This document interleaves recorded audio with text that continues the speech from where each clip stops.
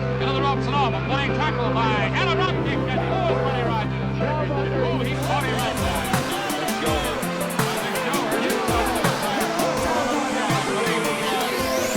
That can was pretty hard. And look at Buddy going to work now. Oh. Hey everybody, it's Durger time. Welcome to episode 1 of Billy Corgan's NWA Season 2. So, if you had joined me for the last episode, obviously that was episode 0, sort of the getting everything back together. Some of you might not have watched it. If you did, awesome, thank you. But if not, this is going to be a regular episode where we're going to get the show started. We're going to really start working towards it. Now, I'm going to recap a little bit, in case you didn't see Episode 0. So Episode 0, we got rid of a lot of people on the roster. We didn't really hire anybody, though we have some eyes on for people, and we have some issues. The number one issue right now, and I hate it, is that Cody Rhodes is leaving us in 97 days, and he will not sign back up. So for a hell of a long time, we've been playing with the idea of Cody Rhodes being our champion, and he's consistently been prone to injury, getting knocked out of situations, and we've been sitting on it. Obviously, we just crowned him in game time about 2 months ago, because we actually also skipped ahead a little bit. We went to the beginning of May, just to give it a little parody to the real world. We kind of skipped that time. Obviously, I'm filming this now in June, but we'll quickly be kind of moving ahead of things. We're going to be a little bit behind in the real world time, but that's fine. Might not. Depends on. There might be some episodes where we do like 2 episodes a week or something like that. It depends on how I feel about it. But we only have 97 days to really deal with Cody Rhodes as champion, and we have to figure out what we're going to do. Are we putting it back on Dustin? Is Nick Aldis going to get it back? Is Will Ospreay finally going to get his opportunity? The other issue is just money. We're losing a lot of money, and we've been consistently losing a lot of money. Now, I was talking about it, and what we might do is give us another loan that we're going to have to deal with, but we might need to get a little bit more capital. And part of the trimming down the roster was all about that. It's about getting rid of some people we don't need. We have Ronda Rousey still, but we're likely to probably get rid of her in the future. We got rid of a lot of people. Christopher Daniels was going to be one of the ones that we did, but there was some anger in the locker room for doing so we actually kept them. But there's a lot less people on this roster. Now, one of the ideas some people had is that there were some people that we were thinking about picking up that might not be a bad idea. I know we just fired a bunch of people, but sometimes having some talent would be a good idea. One of the recommendations that I thought was fantastic actually came from Bishop's Wrestling from episode 0. So thank you, Bishop, for making this recommendation. But we should get Von Erichs in here. It's a no-brainer. There's a little bit of lineage there that makes sense in the NWA, because I'm pretty sure the Von Erichs, I think, were mostly West. I think the wrestling promotion they were in was a NWA subsidiary, or at least an alliance one. You guys can correct me on that. I might be wrong. But in general, when I think of old school wrestling, I think of the NWA. And when I think of old school wrestling, I also think of the Von Erichs. So that's a great idea. I believe it's Ross and I forget his brother's name, Marshall. Now they're kind of okay. They're the Hood Slam. I don't know if they're going to let us take it. They're cheap. Very cheap. So they make a great get. But what I'm going to actually offer them is I'm going to say that they're going to be a future main event. I'm going to say they're blue chip prospects. I'm not going to cover their cost. $290 is fine. Yeah, that seems fine. We'll make the negotiations here. His brother's a little bit more. We're going to go down here. I'm fine with it, though. And same thing, blue chip prospect, not covered. Okay. Downside is going to be a little bit higher. Let's go 250. Should be fine. Okay. So, because one of the things we kind of got rid of a bunch of our tag team, and the idea is that they're young lions. They have a name and a lineage that's smart, that we can utilize in the brand, and also it would be a rather cheap one. I should look at their skill set. Average, fine, strong entertainment. There's some potential here. No popularity really. We're in Midwest, so a little bit of popularity, but might not be bad for us. They have more popularity in the Northwest, which is unfortunate for us. One of the other ideas that was really interesting was from Jander's 17. Jandres? Oh, man, I'm bad at saying names. I think it's Jandre 17. I saw was a signed Teddy Hart and Harry Smith, and if possible, Natalia and TJ Wilson, to reunite the Hart Foundation with Pillman, put him as the leader of the stable. I like that idea a lot. I don't know if we're going to go with it right away, but I would like to see if TJ Wilson is available. He still is a road agent, unfortunately. I think Natalia was out there, though. What's her name? Natty something Neidhart, right? Natty Neidhart. No, she's still also in WWE. So, I mean, Teddy Hart's not a bad get. But he's rather old for us. The price isn't fantastic. But it's definitely something I think we'll keep in our pocket. The other idea is Chris Hero was out on the lam, unemployed. Strong popularity all around. Price is fine. Might not be a bad get. And I think I'm willing to jump at that. If the price is right. I think what we'll do here is we'll try to keep him low. I want to see what I can get him for. 820 is the lowest that the thing will go. What if I give you creative control and hiring? That seems like a mistake, but 900 and never lower than mid-Carter. 890. And my intention is to use you as icon. How about special attraction? How about to pass the torch? 980. Oh. Backbone? 860. Let's go with icon. Never limit Carter, and he needs to be available at events and A shows, which is fine because that's all we have. And he's willing to take that contract of $820 and $800 a month downside. That's not bad. And he's a strong worker, great. Let's not say great skills, but he's got skills. Those are pretty okay. 68, 67, 66 brawling, safety strong. Not a bad option. He could always actually even be, what's his psychology at? 63, actually surprisingly low, all things considered. Strong babyface, though, too.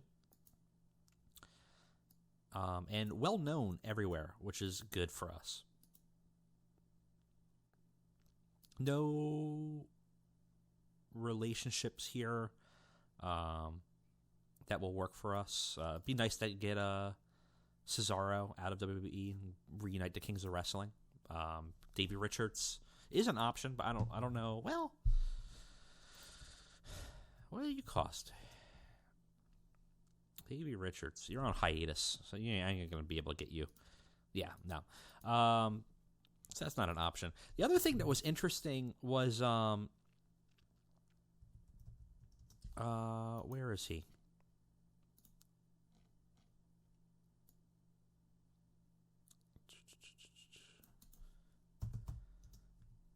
Jay White got fired from New Japan.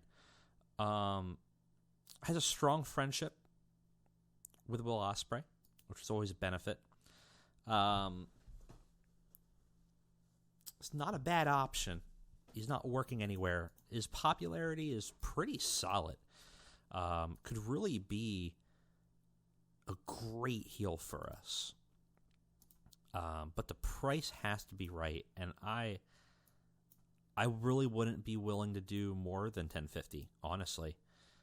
But let's see. I would give him a 5-year contract as one of our icons, never lower than upper mid-carder, and I would give you hiring and creative control. That's a lot. That's a hell of a thing. I could also give him bonuses, but we haven't really played around with that much. Financially, I'm not really comfortable with bonuses and signing bonuses yet for this. Let's see. Downside's too low. He'll take it. I think that would be a great get for $10.50.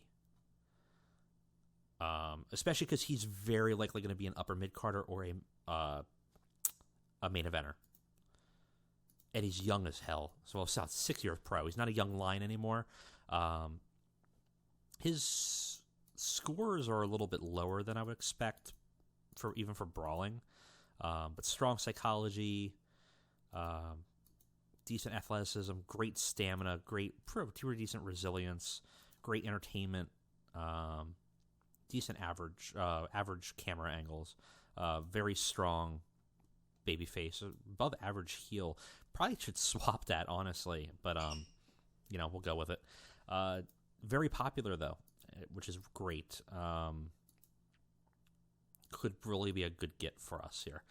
So, with that in mind, let's go ahead and move towards Starrcade. We'll see if we pull some of these guys in and see where we can fit them. We currently have no storylines, which those will start to unveil in the first Starrcade here. We also have no events currently other than Starrcade, so we'll have to come up with our kind of pay-per-view, our next main one. And in between this, I think I'm also going to give us a little bit of a boost, and there's going to be a storyline reason for that, which we may unveil during this Starrcade. So there will be a reason, and there will be consequences for the gaining of money, other than just to keep this game going as we're still in that money hole. But I think it'll make sense in the storyline when we present it. So let's go ahead and skip over to Starrcade, and hopefully nothing horrendous happens in between this turn. Okay, we did get stopped a little early. I'm assuming it's just for the contracts, or only for one contract. Okay. We'll pull them in. We also have some extra contracts out here. Most of these are just extensions for their existing contracts. Though we are grabbing Hansen and Rowe, who got apparently let go from WWE, NXT, and I think will make a fantastic addition to our tag teams. In fact, I think that will pretty much fill out our tag teams. We'll have about 4 tag teams, more or less, and that will be kind of an interesting run. And we have sort of our new potential faces of NWA coming in as some of our old ones leave. Contract ending, Brandy Rhodes. So with Cody leaving, I'm probably just going to let Brandy go. We also need to extend Brian Pillman's contract. Julia Ho can probably leave. I'm not really that concerned. We are in contract negotiations with Pillman to stay, though. So that's already been set up. Let's go ahead and keep on going. All right, some more people.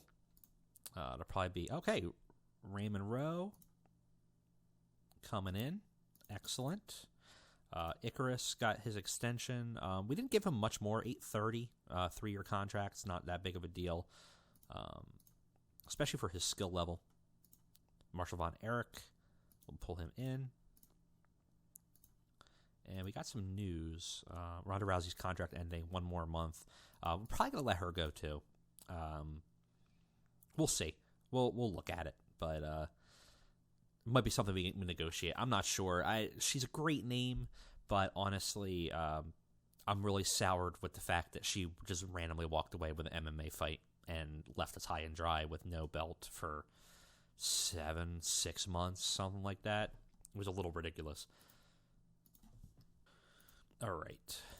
We got our final negotiations. Pillman accepts the contract extension. Wonderful. We gave him $12.20, which is a lot higher than his previous, with a $1,000 downside as a future main eventer. No additional sweeten the deal issues or anything like that. A 3-year contract. I think this will be fine because honestly, I think we're going to end up getting him much higher on the card than his pay scale will be during that pay-per appearance. Now, he could always try to renegotiate and stuff like that, but I think we're actually probably making out like a bandit here. Hero says yes. Also, again, great price for what we're getting. And we'll have to move these guys into the onto the roster here too. And unhappy. So that's the other thing. We did make Jimmy Jacobs a booker for us, and he's not happy with it. Not happy at it at all, actually. I thought he would be okay. He's irritated at sign push, so we're going to have to move him out of it. We got rid of Raven. I know I've been on the fence about it forever, but the negativity on him just was too much. We're going to have to pick up another booker. Now, I mean, it can be somebody. We can run somebody in the meantime, but I would like to have a signed booker. But if Jacobs is really not interested in it, I'm not going to push the fact and make him upset. He would be a good booker, though. He's got great psychology. That's fine. I'll move somebody else in it for now. But in the meantime, while we're here, let's go ahead and assign the pushes. I'm expecting him to probably be set for upper. Oh, just mid-carder. Uh-oh. Did I not tell him?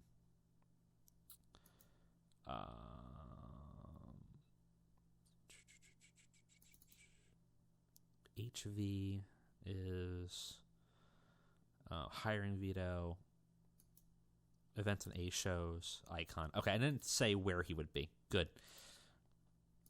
I think he'll probably jump up to upper mid-carder pretty quickly. Hansen in a row. Where are you? Let's get to Von Erichs. We'll probably be like lower. If enhancement talent, no. We'll do lower mid carder. We're gonna push them a lot higher than their current role. Do we have another Von Erich in here? Did we not get him in there? There he is. Yeah. A lot of this is probably just their general popularity in our area. That'll boost up pretty quickly. I'm not that concerned. Lower mid-card on a tag division will be fine. Let's go ahead and put them in as a team, too. We still have Best Friends, Bull Reigns, Generation Y. I think we can remove them. Rhodes Brothers, Pillman and Conundrum, as I said. Still a weird combo, not great experience. I think we'll delete this team as well. Next big things. We'll keep this team, though. Remember, there was some tension brewing, and I think that will probably be a storyline playing up. And Colt Josephus actually broke up at the end of that show. Callahan fought and kind of turn on Brody. So obviously that tag team will be dismantled. So definitely looks like we need more tag teams anyways. So we'll grab Marshall and we'll grab Ross. The Von Erichs as a unit will be great. We will also... Did we just have Hansen? Or just have Rowe? Okay, I didn't see Hansen in there yet. Because right now we're going to have the Rhodes Brothers going to be like a nostalgia act. I think we're going to probably run that. Bull Reigns is a fine losing tag team. Best Friends are our champions. We definitely needed another one. We may need one more, actually, because we really only have one. This is going to break up, so we only really have 1, 2, 3. We got rid of the Gorillas of Destiny. We may want another tag team. It might be something we look at. But I think we might be able to pull something together in this roster. So we'll look at that maybe before the next show. Let's go ahead and go forward. We're probably not going to get stopped in time for this. So let's go ahead and see if we can pull that last remaining negotiation in. I think we did get our last negotiation. Well, not quite our last negotiation. We got Jay White, who will be a heel for us. We're still waiting for Hanson, which we might not get yet. Regional battles, we finished 5th out of 12th in Great Lakes, 4th in Mid-South, 4th in Midwest. Not bad, all things considered. And when I simmed it, I did do just some basic auto booking of just no title changes, no nothing. Just put on a couple Starcades just to keep the momentum moving a little bit. So as I did go forward, it would be okay.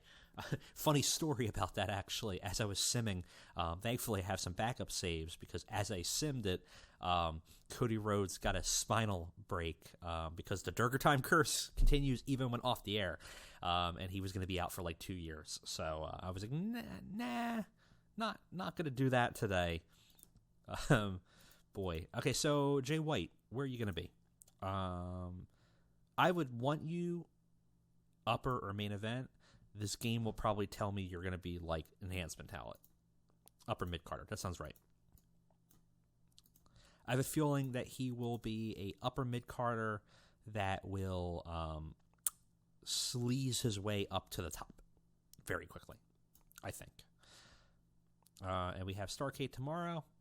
Maybe we'll get Hanson in. We'll see. Let's go ahead and advance it. Okay. I think we did get him. Nice. All right. Complete those contracts. Love it. Let's get Hanson set up real quick. Or, no, we had Hanson. We need Raymond Rowe set up. Lower mid-carder. That's fine.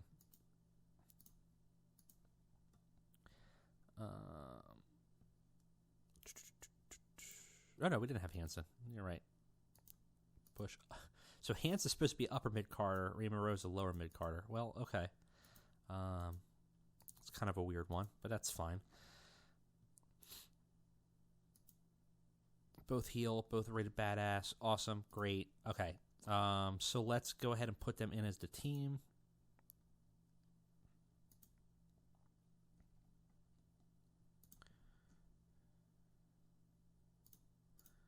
War Machine.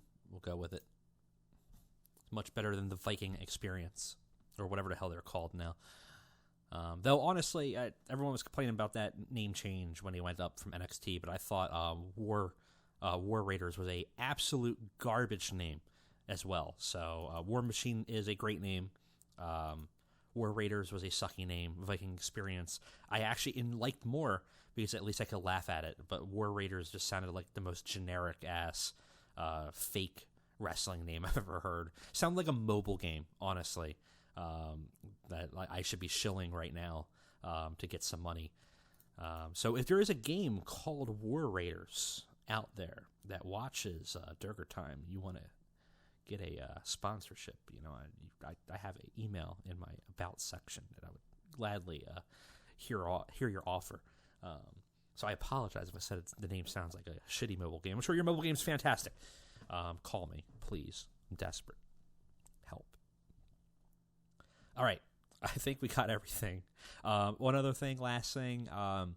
We probably want to turn the tag teams into a floating instead of a mid-card. That was a good catch from somebody. I don't have your name here. I apologize. I was looking at it earlier. And then the other thing we were talking about is the Founders Championship is going to get a bit of a change because we kind of had it and we did a thing with it and then we didn't do anything with it more. But I kind of want to keep it, and I'm going to do something cool with it, I think. And we will talk more about that in this episode, actually. So let's go ahead and book Starrcade. Let's get to it.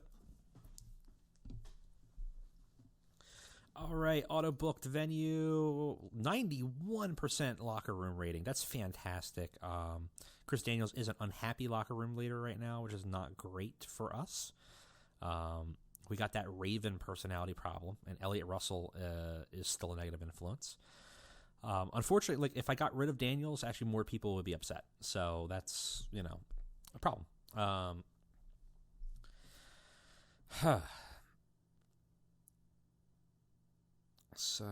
Pinky and Smash Mouth are getting on. Pillman, like all this booming. Okay. Good. Tessa and Viper are working elsewhere. We have incident involving Tony Schiavone. Oh, Tony Schiavone brightened the mood backstage and served funny cartoon drawings of his colleagues. That's awesome. 92%. Let's meddle. And here's what I'm thinking. Let's do Jay White and Jimmy Jacobs. Nothing. Okay. No big deal. Where are we going to be? It's a good question.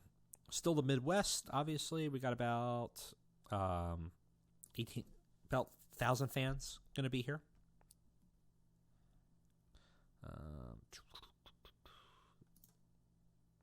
County Fair sounds good to me. We're still going to run it. And so we're going to have to build some storylines for ourselves. We're going to probably start with 3 or 4. Where minimum required is 3. I think we're probably going to end up having 4 to build this up. So we're going to have that. We're going to try to introduce all of them this episode. We only have 60 minutes to do it.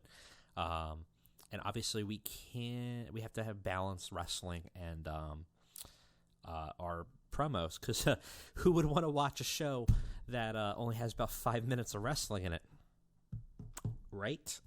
So we're going to have to do that. Let's go ahead and try to book this show the best we can and get back on the horse for Season 2 of NWA.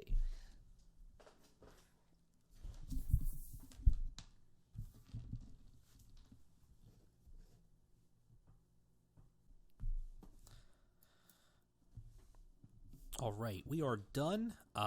65 minutes straight up, 10 segments. Didn't get through all that I wanted to do. So we'll probably have to do another Starrcade to really get through to the beginning of the second season. But we're going to start to see the formations of maybe some of the grander, I would say, first act stories start to form here. At least a couple of them. Not a lot. But the goal of this episode was kind of to introduce some of the newer people. To introduce some of the changes that have gone on since the couple months of that NWA has been off, as well as kind of build up some interesting dynamics that are going to be going forward. So we're kind of playing at little sprinklings, and I think the next Starrcade actually will be where we start to see some major story beats start to form out of that. But let's go ahead and take a look at this episode of Starrcade. So we start off, this is going to be kind of a crazy two-parter. This is a big promo. So Paul Pinky George comes out to the ring, and the crowd boos pretty loudly. 2 corporate executives and Tim Storm also come out with him. The 2 executives are holding objects draped in a black velvety cloth. Pinky George grabs a microphone and starts to speak to the audience. Hello, everyone. As you know, Billy Corgan is no longer in charge of this company, and he smiles and gloats as he says that. Thank God. For a year, we've been sinking a ton of money into this cesspool, and finally, with me in charge, things are looking brighter. The crowd doesn't really take kindly to his statements, obviously. Normally, I wouldn't waste my time with you goons, but I think it's important to talk about the great changes that we have as a corporate brand. Firstly, and he points to one of the executives, I wanted to address the problems of this company. It values talent and skill and loyalty too much. It doesn't actually address real loyalty. Loyalty of the corporation, loyalty of the executives. We need more upward mobility in this company. And that's why I've made changes to the Founders Championship. Every year, the championship will be fought over in a match type of the owner, me, choosing, with the participant of the owners choosing, and the winner will become the Founders Champion for 1 year. In that year, the champion may use the Founders Clause. And he continues. They may use the Founders Clause to allow the champion to challenge for any title of their choosing, anywhere and any time. Truly, this will be a ladder for the right people to advance. Tim Storm smiles in the background as the new Founders Championship belt is handed to him. So basically what we're doing was we're making the Founders Championship, which we kind of introduced late in the last season, into a mix of the IWGP G1 clause and maybe a little bit of a money in the bank situation. So they can kind of use it at any time to basically kind of declare their intent to get a championship, but like that money in the bank, they can kind of cash it in anywhere as well. So there might be some opportunities where they might just issue a challenge and then that gets forced through, or they might sneak in and take a belt after a brutal match, that kind of thing. And a little bit like Lucha Underground's, what was theirs? Gifts of the Gods, I think it was called, where the founder, whoever the founder is at the time, which currently is Paul Pinky George, kind of gets to pick who gets into the match and what kind of match it will be. So it wouldn't necessarily be a ladder match. It could be, anything. It could be a cage fight and only 2 competitors. It could be whatever his choosing is. And obviously there will probably be some people fighting for that opportunity to be picked. So I thought it would be kind of a neat wrinkle to add to the NWA for us. Lastly, Pinky George goes on, and most importantly, money. We need money. And that's why this fine executive here, he points to another suited goon in his side holding something else. Right, this exec is here today. We sold a championship belt for a hefty sum. And we want to thank Carl's Jr. for officially sponsoring the new North American Championship brought to you by Carl's Jr. It's truly a great day for the NWA. The executive unveils a gaudy new belt with a giant Carl's Jr. logo slapped to the front plate. Now enjoy the show this evening, buy some merchandise, and leave. So we start off the show for real after hearing some unfortunate news from Paul Pinky George. We start with the debut of Jay White in the NWA, fighting against Fuda Nakamura. It's an extremely short match. Jay White defeats Fuda Nakamura in 5 minutes with a flying dropkick. He gets an above-average debut for his old-school heel gimmick. Jay White had a 55, Fuda Nakamura had a 31, and the Switchblade storyline begins. Not bad, D+. And with that performance, I would say he's probably going to very quickly, once he gets some popularity, probably boost right up to higher on a roster. I wouldn't be shocked if he sneaks his way in the main event pretty quickly. Oh, not bad either. Afterwards, Jay White grabs and rips a microphone out of an announcer's hand after he wins his match. And he speaks to the crowd, kind of introducing himself. He says, "You may not know who I am. Those of you in the audience that have seen my work in Japan, well, you could tell that they're excited. I am Switchblade Jay White. I am here to dominate the NWA, and I will stop at nothing to cut through the competition to seek my prize. The fans' excitement may be palpable, but the fear in the locker room, that fear in that locker room oozes. It oozes with dread. Because while you may know me, they fear me, and they know what I can do. Whatever you do, do not underestimate the Switchblade, because it can find its home in a moment's glance." So kind of a slimy, kind of goofy intro for him as he's kind of showing his hubris and how highly he thinks of his ability. And obviously, the early goings of his career in NWA will be to see whether his own hubris matches with his ability. So we get a D. Not bad. Got the crowd hotter, though. They liked his mic work. Oh, this match is pretty good. Afterwards, we have another match, Sami Callihan versus PJ Black.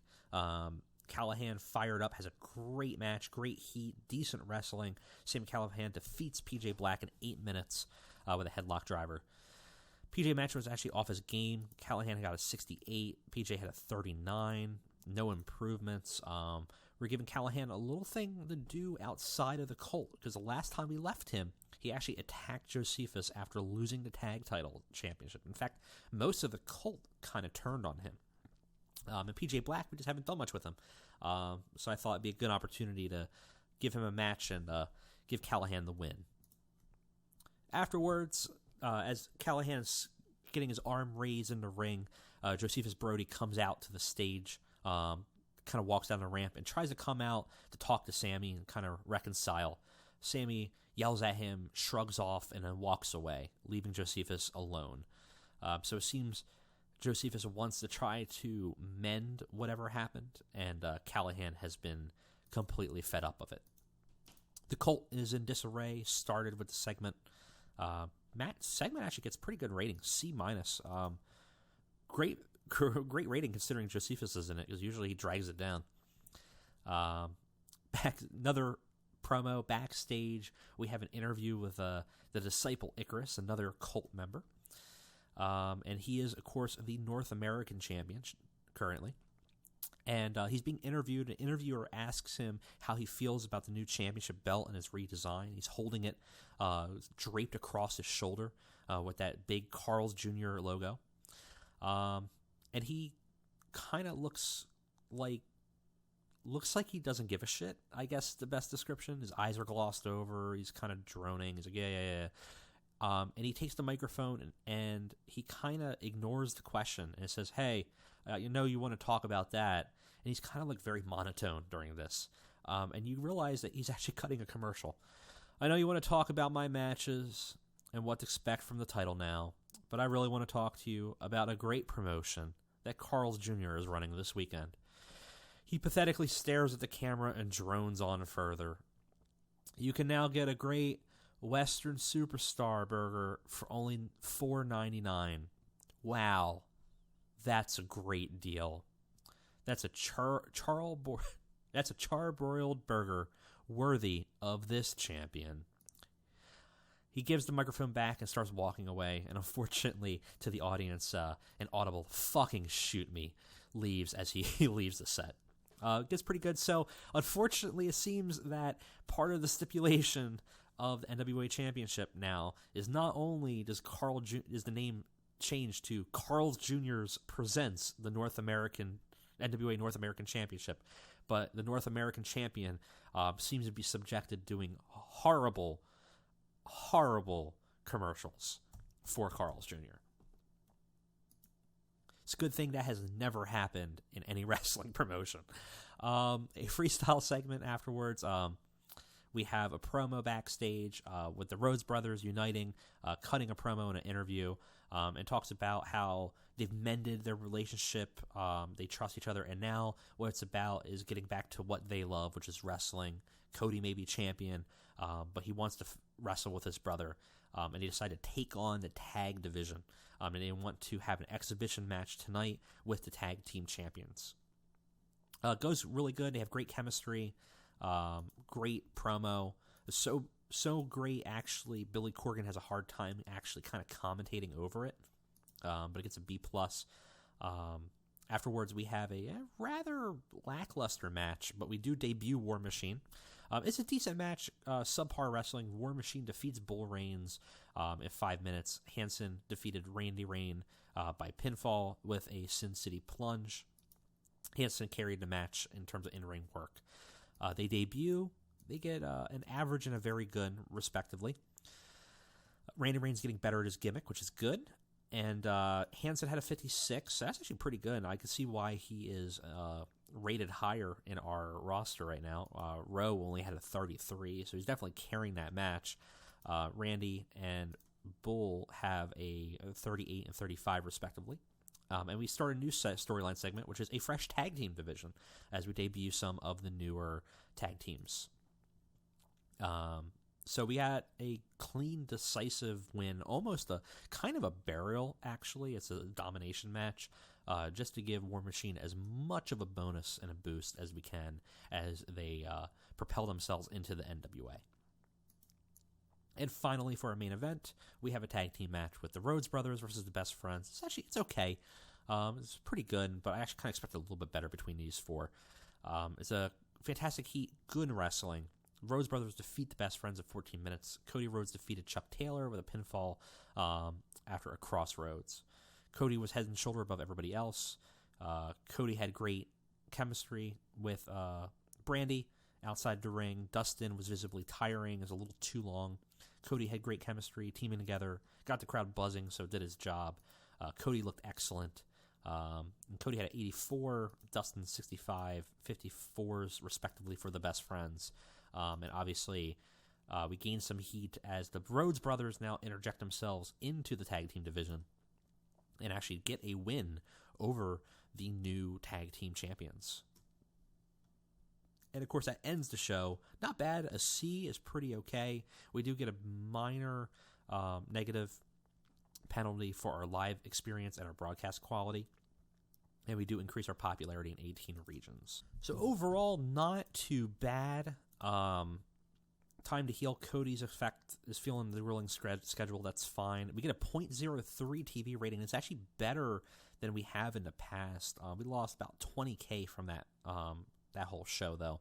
So we got the beginnings of some of the storylines that we're seeing, but clearly not a lot. I think we're probably going to be running about 6 or 7 concurrent storylines. So the question is going to be how to balance that. But we do see some of the beginnings of what's going to be happening in Season 2. I'm liking where we're at. Obviously, we're going to give ourselves a cash infusion, and that is because of the unfortunate partnership with Carl's Jr. So we'll have to see how that plays out, how the Founders Championship plays out. And obviously, we're going to have a good way to get the belt off of Cody if he does not want to sign. So we're going to have to look at, within the next 98 days, how we're going to do that. I'm hoping we can get him to reconsider, but I don't know. Maybe if we can get up to Colt size. I don't think we're going to be there anytime soon, but who knows. Either way, though, that was the first episode of Starrcade for Season 2 to NWA. Thank you guys for joining me. I'll see you next time.